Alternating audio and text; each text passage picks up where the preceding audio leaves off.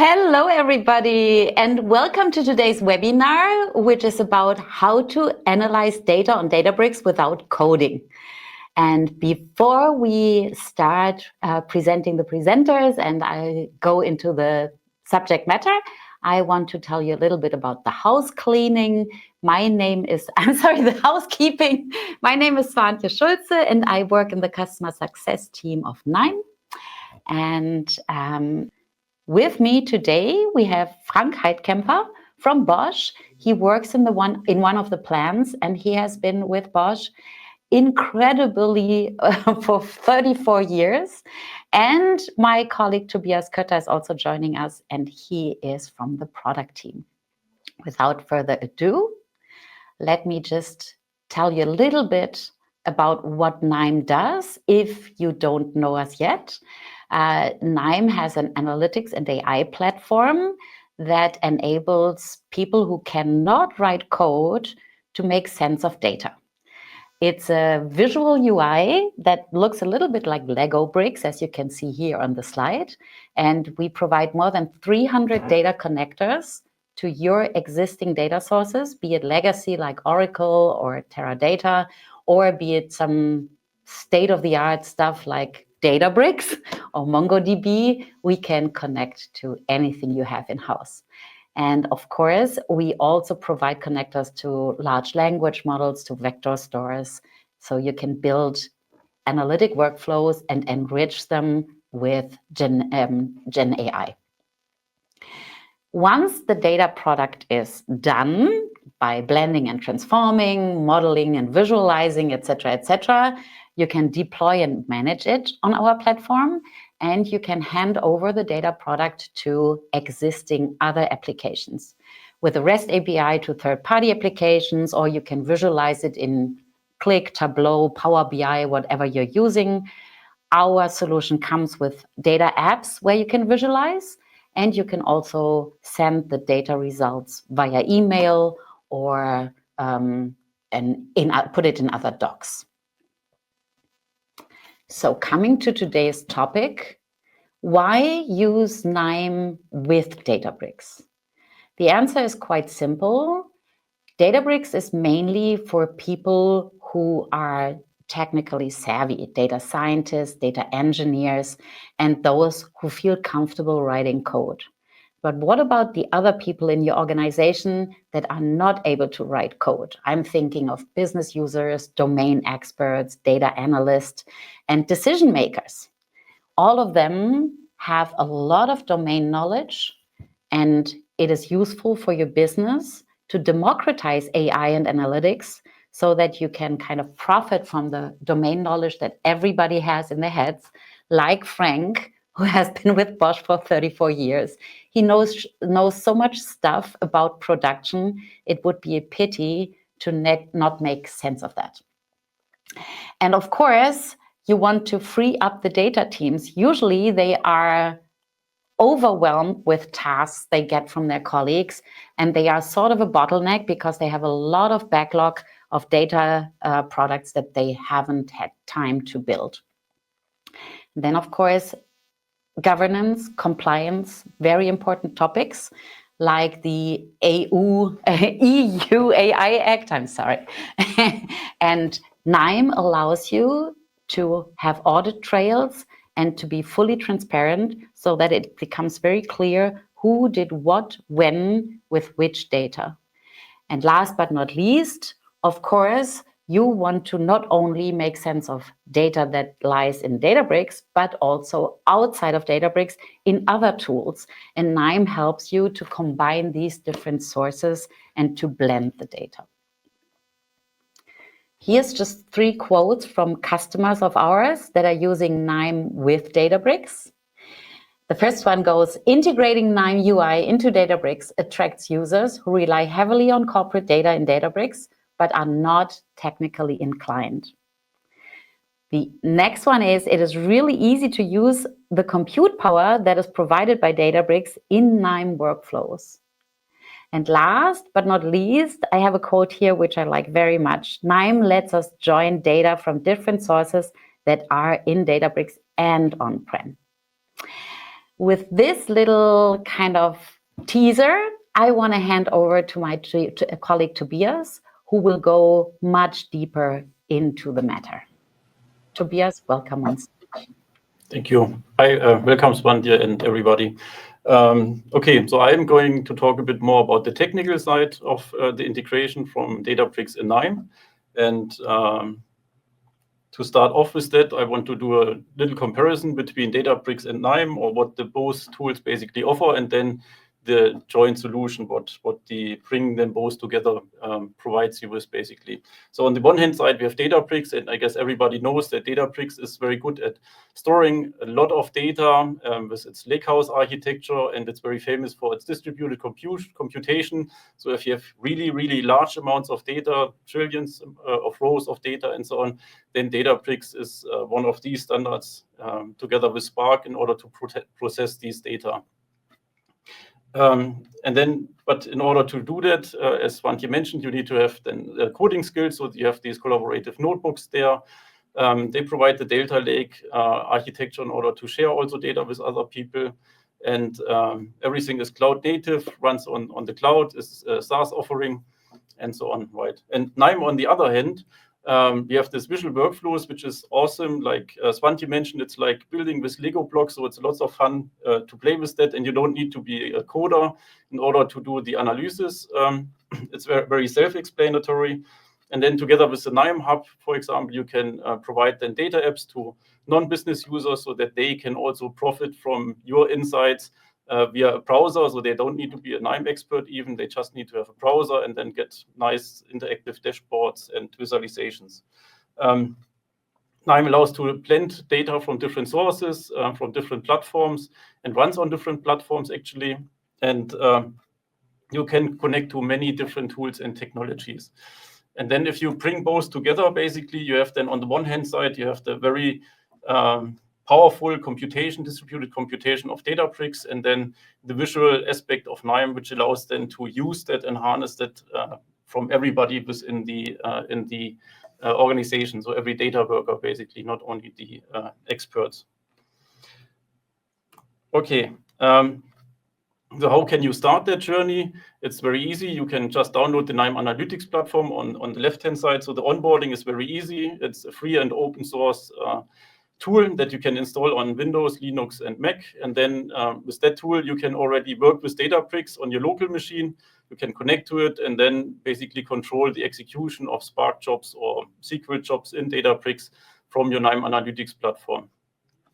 And when you start to do that, and a lot of other of your colleagues start to do that, you also may wonder then, okay, how can I collaborate together in a nicer way, so to speak? And then you could use, for example, the KNIME Community Hub or your own hub in order to share then workflows and collaborate together. And if you have then your KNIME Hub or the Team Plan or KNIME Community Hub, you can also then deploy workflows. And deploying meaning that you can make then these workflows, these analysis processes available to other users via the web API, for example, or also via REST API, so that other tools can automatically connect to and use your business workflows. And then KNIME Hub is also cloud native, and it's built to scale. So there you can also run a lot of different jobs in parallel, also larger jobs and so on. And these jobs would then, in the end, control the execution on the Databricks cluster.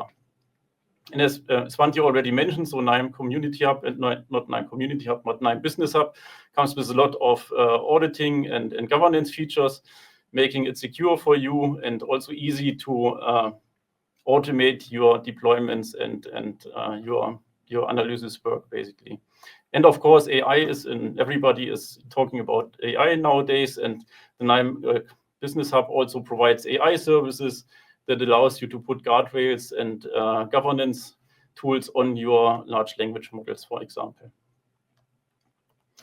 Okay, so this is a bird's eye view on the architecture, how it looks like, how KNIME integrates with Databricks. So in the middle, basically, you have the KNIME Analytics platform, which is this free and open source tool that everybody can download and use. And that's basically where you visually assemble your analysis workflows and where you can use a lot of different existing extensions from file reader, different file readers, databases. You can connect to other AI services. You can connect to reporting tools and so on and so forth. And of course also to Databricks. And once you have the workflow designed and it works like you want to have it done, basically, then you can put that workflow into production very easily on the KNIME Hub. So you don't need any IT expertise or experts to do that. You can do that on your own. And then you can expose this workflow then, as I said, via REST API, for example, or via web browser to business users then, for example. Okay, so with what kind of Databricks products can you work with in KNIME? The most basic one is files. So it's very easy in KNIME to read and write different kinds of file formats on the Unity file system, which is governed by the Unity catalog in Databricks. And it's very easy then to move files, for example, from legacy file systems like Samba file shares, but also SharePoint or other file systems into Databricks then, or the other way around, for example. The next level is then basically you want to work with databases. So in Databricks, we have the SQL warehouse. And in KNIME, we have the Databricks SQL warehouse connector node. And that one allows you then to use all of the existing database nodes in the database framework that provide you with a visual front end to visually assemble your SQL queries. And that means you don't need to write SQL. You can if you want to. So we have also scripting nodes that allow you to sprinkle that in if you need to. But for most of the use cases, you can use the nice visual front end in order to visually assemble that and let KNIME generate the query, basically. But still, one thing is that as long as the KNIME nodes have this square port, for example, that means it's only a pointer to the data within the database, and all of the processing happens on the distributed compute power of Databricks. So as long as you stay within the DB nodes, everything happens within the Databricks and uses your computation power of the cluster within Databricks.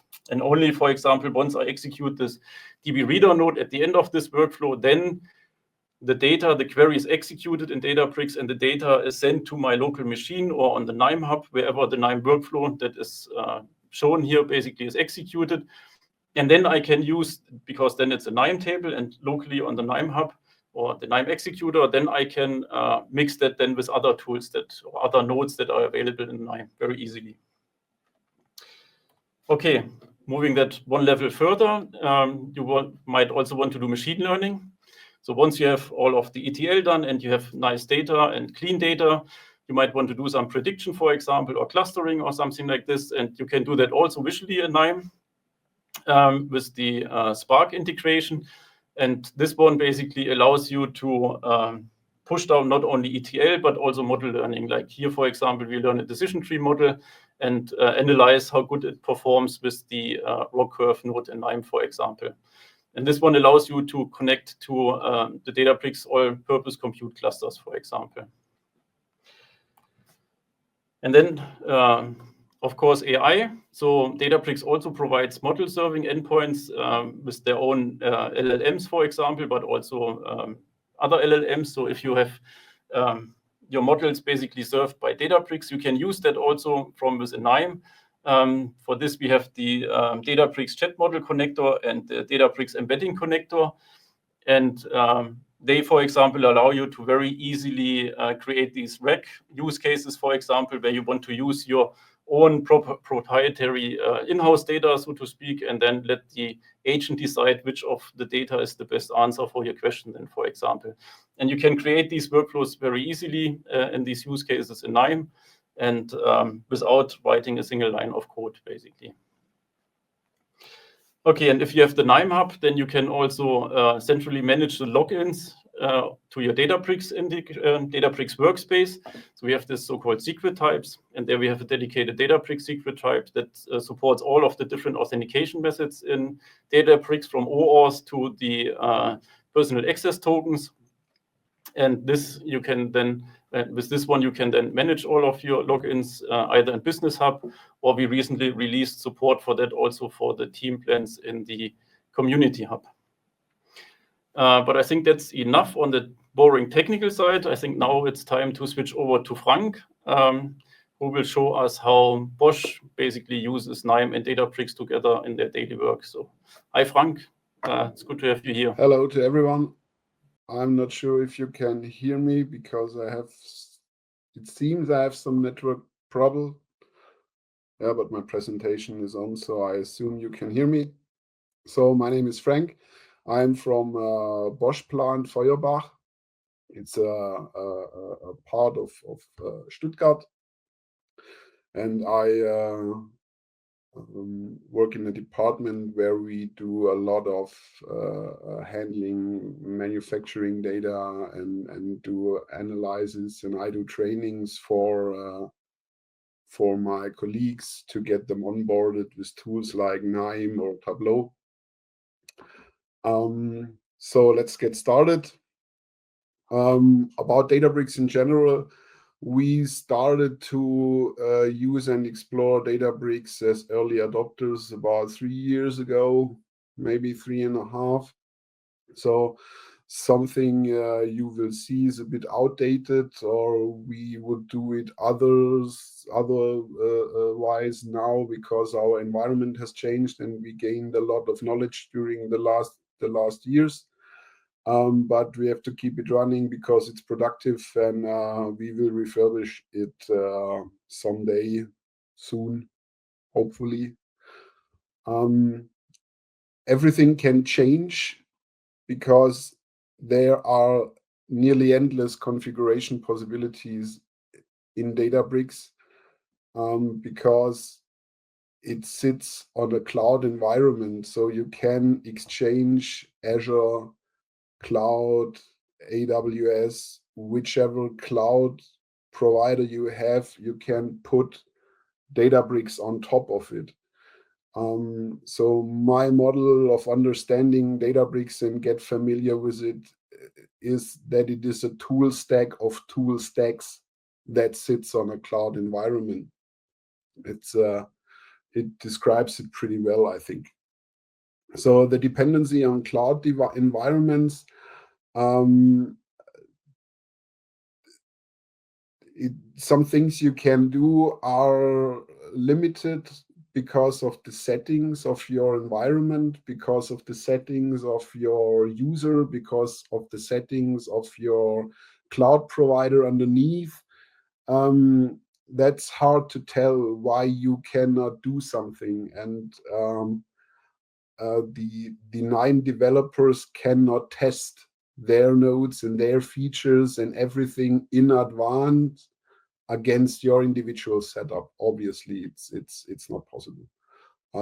So it's always a bit of a struggle why we can't do something. So the possible causes for limitations, basically security topics, data confidentiality, costs, of course, network architecture, legal aspects, and very likely an initial setup that somebody has done but not evaluated deeply for your use case because they are totally unaware that your use case will come up at a certain point in time. As usual, costs are a topic, but as mentioned, due to the environment you are in when you use Databricks, it has multiple layers. So yes, as your first layer, the cloud provider, which is totally independent of Databricks, and they can charge quite high prices for so-called egress traffic, which is traffic that leaves their network. That's something that is really expensive. You need to really take care on that.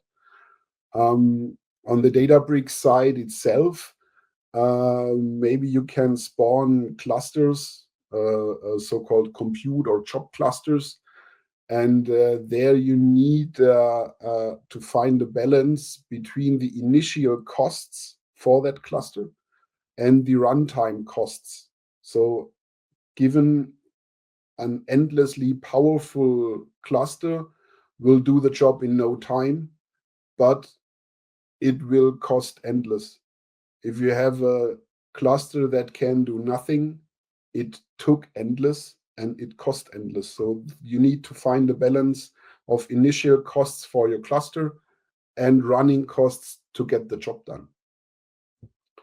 When you connect with third-party tools like Tableau, Power BI, you name it, whatever, you need to be careful, because when you make visualizations and hundreds of people use this visualization every couple of minutes, that results in queries in a high frequency. So you need to be careful.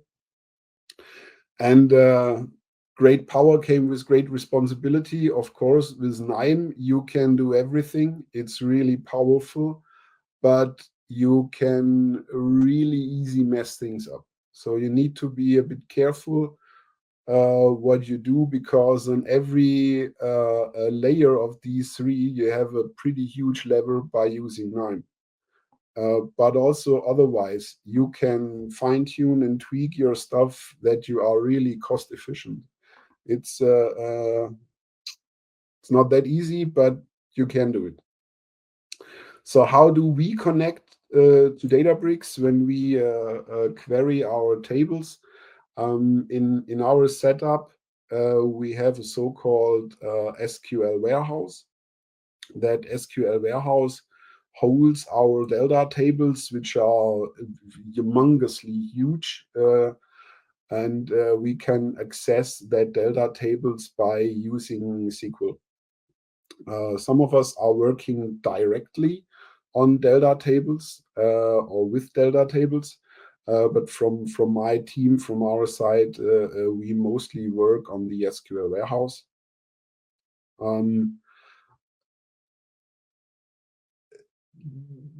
Pretty soon we came on a point where we had many different workflows that do many different things on the SQL warehouse. And it was really a pain to set up the configuration for these connectors. So we pretty soon came to the conclusion it is best to either create a node that holds all the settings and variables, or we put a file on our KNIME server where all the needed settings and connection strings and etc. is in. That is really neat when you have the KNIME server or the KNIME Business Hub. That's really, really great. It helps a lot, because afterwards it's just a copy and paste and not configuring 10,000 menus and all that stuff. Or something change, a connection string changing, then you need to change it once in the file, and that's it. So the create the Databricks environment node is a really, really nice node. Again, it depends what you can do with your setup, if you can use all the connectors from that node. But that node is really, really nice and really powerful, because all the connections, all the ports, you can use simultaneously. So you can load data onto the Databricks file system, you can query the SQL warehouse, or you can run Spark context basically at the same time by using one connector to Databricks. This is really, really great, and can save you a lot of time and a lot of struggle. Because it makes it easier to pre-process your data and to finally get your data into Databricks. It's really, really nice.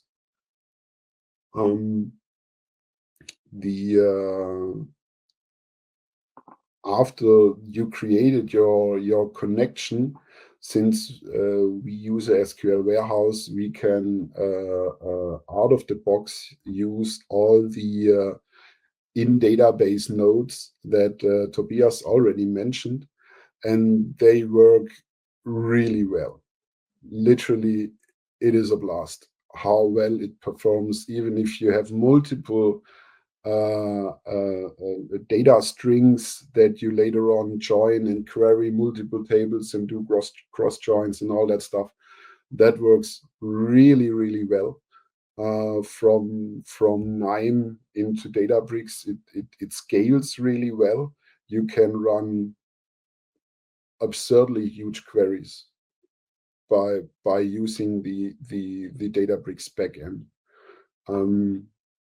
So all that DB nodes like column filter, row filter, joiner, etc., they work flawlessly. We never experienced anything that did not work.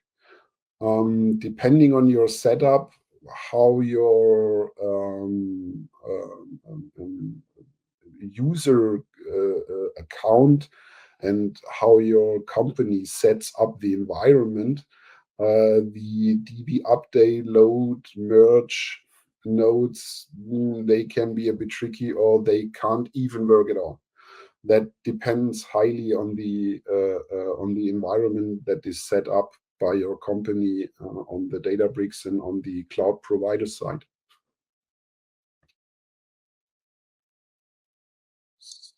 So we also, like Tobias mentioned, we also had the point to bring data directly to the Databricks file system. Also said that was one of the first use cases we realized using KNIME on Databricks.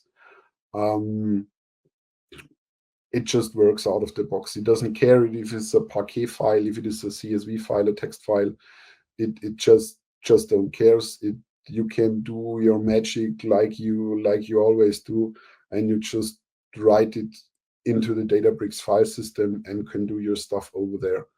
It's really well working. That we have to say. We never experienced any problem with that. I built a pipeline that was my first project, a pipeline that pumps time series data from JSON files. We parsed JSON files, put it into a Parquet, huge amounts of data, and put it on Databricks file system, where we let a notebook run that pushes the data into the final table. We pumped billions of data sets with that pipeline, just using Databricks file system alone in 15 months or something like this. It was outstandingly reliable, and it never failed. So it's really nice. Even if you do not have direct access to the Delta tables, you can set up pipelines that automatically run on your KNIME server or on your KNIME Business Hub. Pretty neat in KNIME and KNIME with Databricks is that you have a trusted device inside of your network that runs KNIME Analytics platform, or that is a KNIME server, or that is a KNIME Business Hub. This is really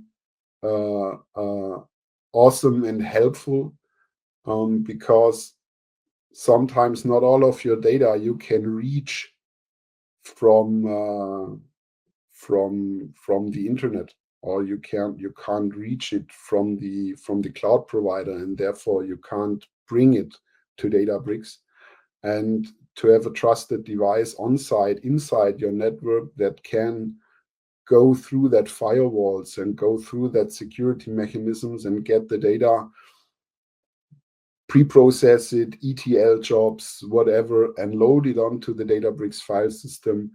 This is really a benefit of KNIME, and it helps you using your data on Databricks itself, because without, you can't get them there. That's really a nice thing to have. So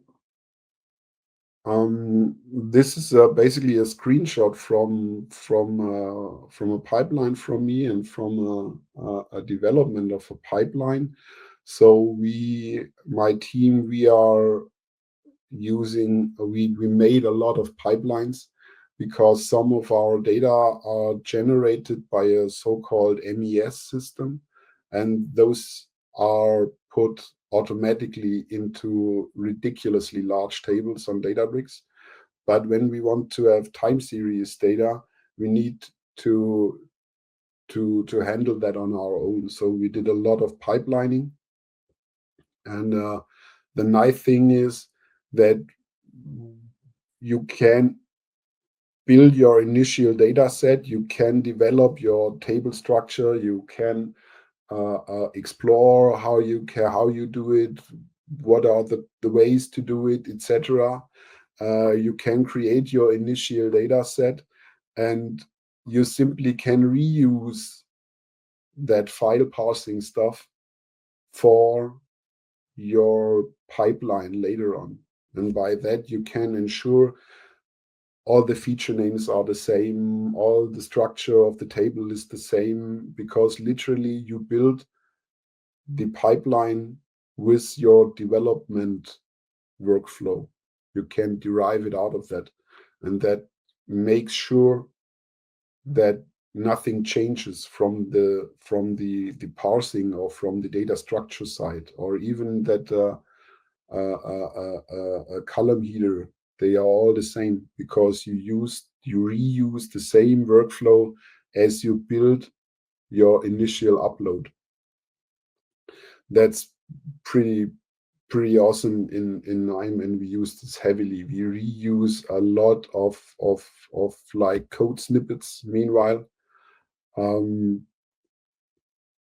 it saves a ton of time. So after the pipelining, like Tobias and Svante already mentioned, we have a lot of end users that cannot write SQL queries, that do not even have access to the Databricks tables. They are no coders, but they are domain experts, and they need to run queries against these large tables. So as you can see, you can create pretty easy, pretty fast a front end for your end users. They can just click what they need. They can fill in what they search. They can use it as an entry point. In the back, your workflow does all that stuff and provides them a CSV file, a text file, a visualization, whatever you can imagine. And that is the point in using KNIME, in my opinion, because you can bring the data to the domain experts, and in some cases, they are curious how that stuff works, and you can bring them on the journey to use KNIME and to develop own workflows. And that's, for me, that's the point of KNIME, to bring the domain experts to the data and enable them to make sense out of the data. Collecting data is one thing, but find what you need is really important meanwhile. So behind that innocent looking front end, this is just a screenshot of a small part of that workflow, because we did that for a endlessly complicated product that was built out of many hundreds of components, and the guys in the manufacturing needed to a fast way to get the data, which identifier is built into what. The MES is basically a tool that makes a whole report, that can query one identifier and makes a report out of it. But they have dozens of identifiers, and they do not need a report. So that's the basic thing behind it. What really well works in Databricks with KNIME are the parallel chunks. We love parallel chunks, because the parallel chunk loop parallelizes your workflow, and it speeds up the process really well. and it also works really well on Databricks. We never had any any failure with the parallel loops. It's just a blast. Like mentioned in the first slides, whenever you have a DB reader, you have egress traffic from your cloud provider. So that costs you money.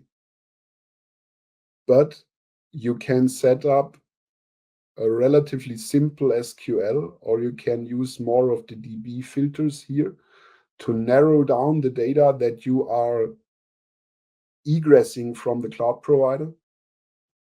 That's with basically no SQL knowledge, you can do it. In that table selector, we narrow down the data further and further because this is performed in a loop. So it goes over and over and over again, depending how many layers we have to go up through that virtual product in the delta table. When you create such a construct, such a workflow, you need to be really careful about costs, because as mentioned, always here and always here, data are getting transferred out of the network of the cloud provider. But again, the beauty of KNIME is you can narrow it down, basically. Yeah. And yes, you can build loop in loop in loop in loop, and KNIME will just go through it. It doesn't matter. But you get lost pretty easy. So afterwards, a few tips. When your company or your setup in Databricks uses the so-called Unity catalog, it's a feature in Databricks. Make sure that support multiple databases is checked in all the connector nodes that supports it, because otherwise you won't find your data, because simply an instance is missing. That's really, we figured that out the hard way. After 2 years of using Databricks, they enabled the Unity catalog and everything was gone immediately. Get yourself as soon as possible familiar with the call workflow services and capture workflows. That saves you a ton of headache. Just get yourself familiar with this. To make it obvious, do not hard code credentials in your workflows. Your security guys won't love you. You have maybe a workaround here. You have to check it with your company security guys. Maybe this helps you also to prevent a lot of headache. And finally, be careful when you use tools that create their own code. We had a tool that created an SQL. We put an SQL in. It wraps that SQL in its own SQL. It runs on Databricks. Databricks translates everything, whatever you do on Databricks, it will be translated to Spark. And that resulted in finally 4,000 lines of code. That did not work well. But the message is, be careful when blaming someone or something. Analyze thoroughly why you face the problems you are seeing right now.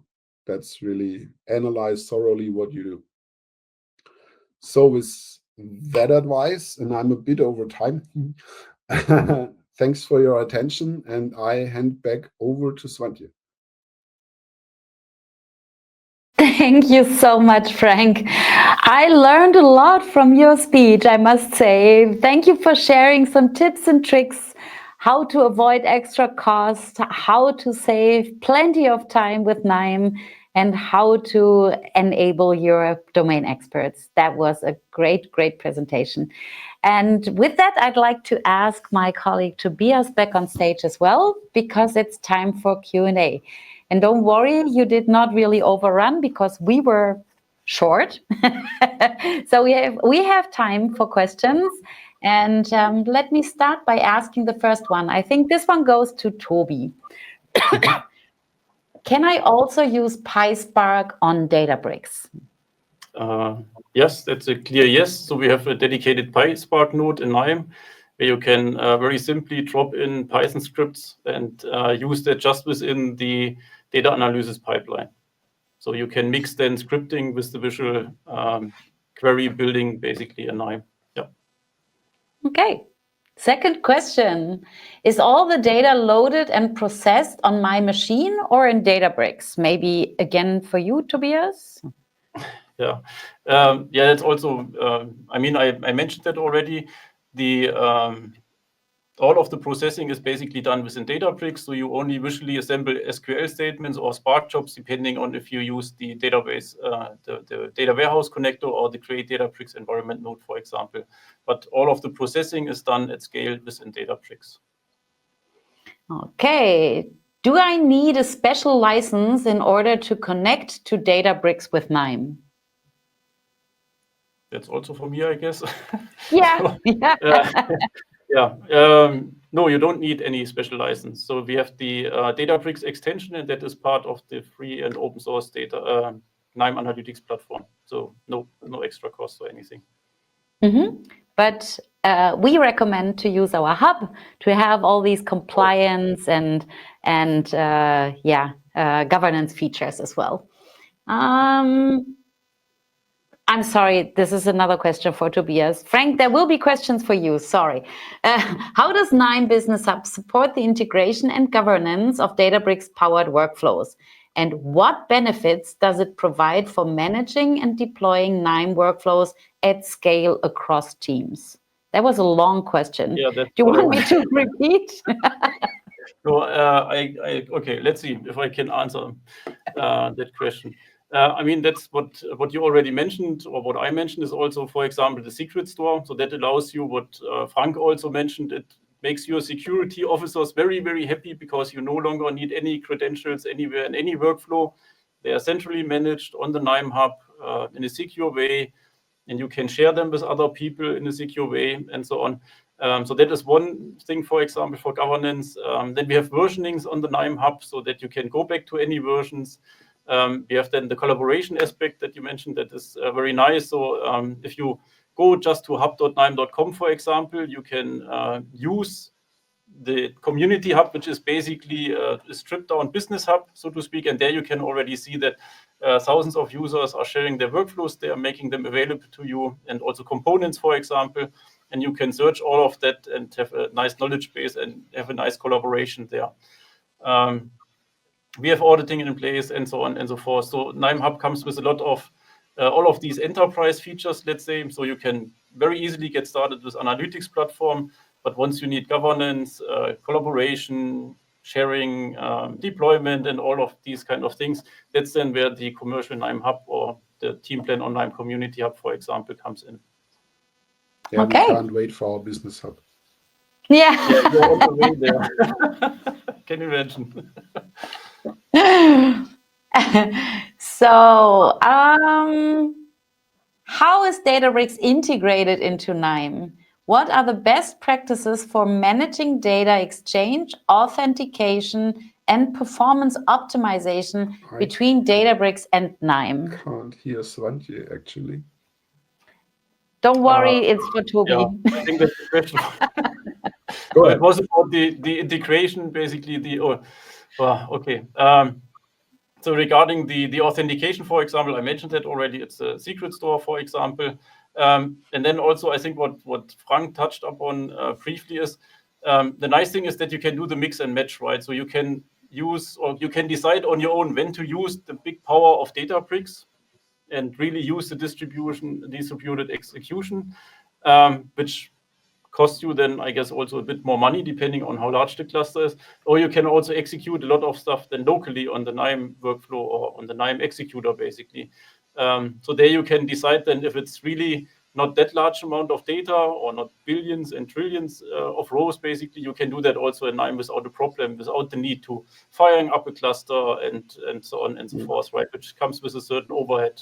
So I would suggest only to use Databricks if you really have a lot of data, right? Because that's what it's built for. And if you have smallish, I mean millions, but not trillions amount of rows, for example, then you can do that also very easily within KNIME itself, and so save you a lot of costs then. And I think another thing that we can mention is also that with the egress, you can also have KNIME Hub deployed on the cloud itself. So it can run there, and then you don't have the egress cost then also, for example, if you execute then workflows on the KNIME Hub. Yeah, I think that would be okay, right? Okay. Thank you. And before we make Frank work, here's one last one for you, Tobias.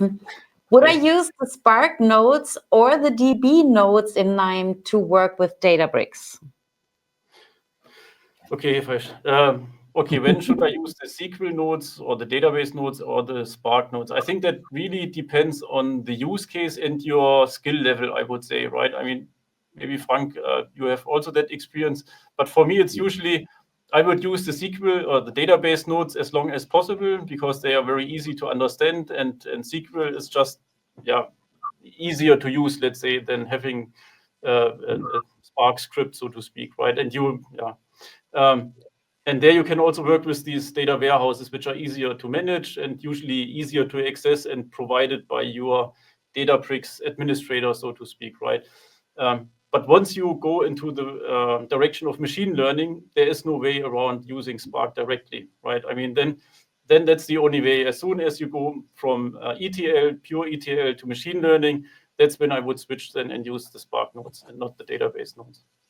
Yeah, that's true. That's the SQL warehouse on Databricks for you as a consumer or as a data analyst is basically nothing different than a SQL server. That's basically, you treat it the same, but that SQL server has a ton of performance.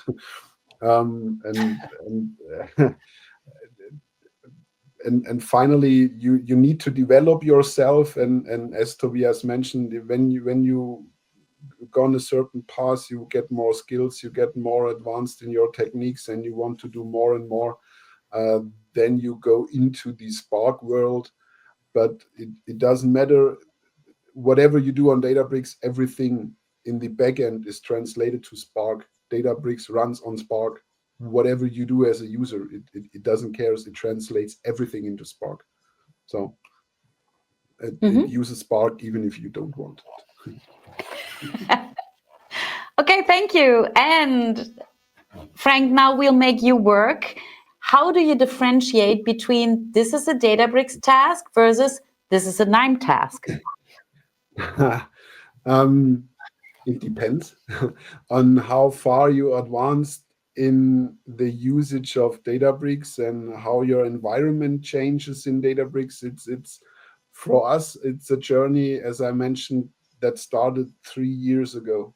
So, and we can't do anything in Databricks, and our environment was not set up in a way like it is today.